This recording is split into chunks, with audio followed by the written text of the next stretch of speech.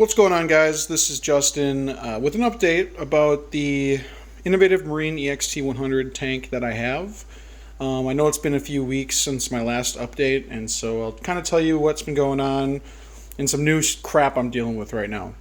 So I guess to get started, the whole purpose of starting all this was to talk about dinos. I was kind of having a hard time finding real-life examples on YouTube of how to get rid of it. And so just decided to kind of document my own process. So since my last video update, the dinos are gone, and that's really nice. I mean, it's the dinos completely gone. However, in place of the dinos is now cyano, and it's everywhere. I mean, it's nasty. So I'm now in the process of trying to fix that, and I guess now we're gonna continue this going into that direction. So just to recap, so to get rid of the dinos, I tried to increase my nutrients by dosing nitro to get my nitrates up from 0 to about 5 or 10, and then phosphates were pretty steady at around 0.05, and then at one point the worst it got was like 0.18, something like that. But it's been steady. So right now my current steady parameters have been 5 nitrates and 0.07 phosphates without dosing anything. So as well as dosing to get the nitrates up, I was also running UV sterilization and carbon, and also Microbacter 7. And dino's definitely gone. Literally, there's not a bit of it left, which is nice. And now we've got the cyano. So I was still trying the Microbacter 7 to get rid of the cyano, since it says it's good for that right on the box, or on the bottle. However, that hasn't been working. I also changed some of my flow, so I moved one of my gyres from the top to the back, just to get more flow in the back there. I think that's really it. I mean, I've been trying to suck out all the cyano, but my, what's it called, a Python thing? The Python? It doesn't suck up the cyano from my tank. Like, there's not enough pressure or something. I'm not exactly sure what the problem is. So, nothing's really been working. So, actually, today I just decided to dose ChemiClean. And I've read a lot of good things about it. I have friends who've used it, and they say it works great. You also see the bad stuff about it. But I guess at this point I just want to give it a shot. My parameters are stable, so I'm hoping that once the cyano is gone, the parameters will facilitate a healthier tank and algae and all that kind of stuff. So I just dosed the ChemiClean this afternoon, and I turned off the UV sterilization and the carbon, and I also removed the protein skimming cup. And this is what we're dealing with right now.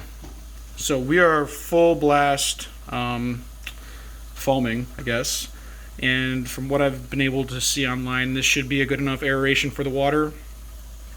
So yeah, we're gonna just let this run and do its thing. And we got 2 days. And then downstairs I've got some water mixing. I've got about, 25 gallons of water-ish. Being made right now, and then I'll mix that up with some salt. I do have enough water and salt already ready to go, so if something happens, I can jump in and do a water change, like an emergency water change. But by the time I need to do the 20%, which should be on Wednesday of this week, we should be good. So other than that, I guess I'll talk about some livestock updates that I've gotten since my last video. Bear with me. I'm going to do the best I can to remember exactly what was in my last video. But the first thing is this huge colony of hammer corals. But I think there's 7 or 8 heads on there, and I think 3, at last I could tell, there's 3 that are kind of growing in, so that's looking good. I did buy a Scully, so I got him front and center. Picked up a torch right there. Nothing fancy, just a green torch. An A-can. And an A-can back there. And these aren't their final placements. I just kind of like to start corals out on the sand for a couple weeks just to get everything acclimated and see how things are doing. This isn't a goniopora. It's like a something pora. Starts with an A.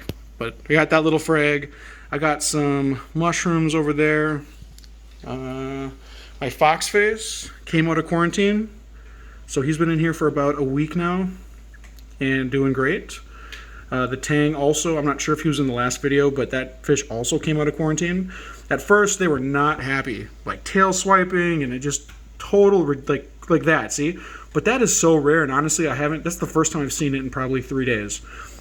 So, I mean, everyone seems okay. No one seems overly stressed out.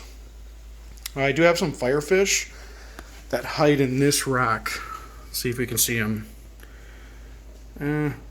Maybe.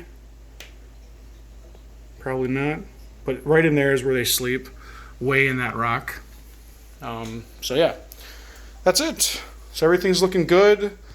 I don't think there's any issues, and I don't think there's anything else that I meant to mention. But I just wanted to say that my plan for dinos definitely seems to have worked, and we'll see how this chemicline works. I dosed 9.5 scoops for my 100-gallon tank plus my sump, which I think is about 25-ish gallons, and then to account for sand and rock. So I treated 95 gallons of water. I have no idea if that's too little or too much, but I feel like that's pretty safe. And yeah, we'll see how it goes. So anyways, that's my update today. All the livestock is doing well, just hoping that this cyano can go away and I'll be able to get my parameters stable and move forward with a healthy natural tank. All right, until next time, keep reefing.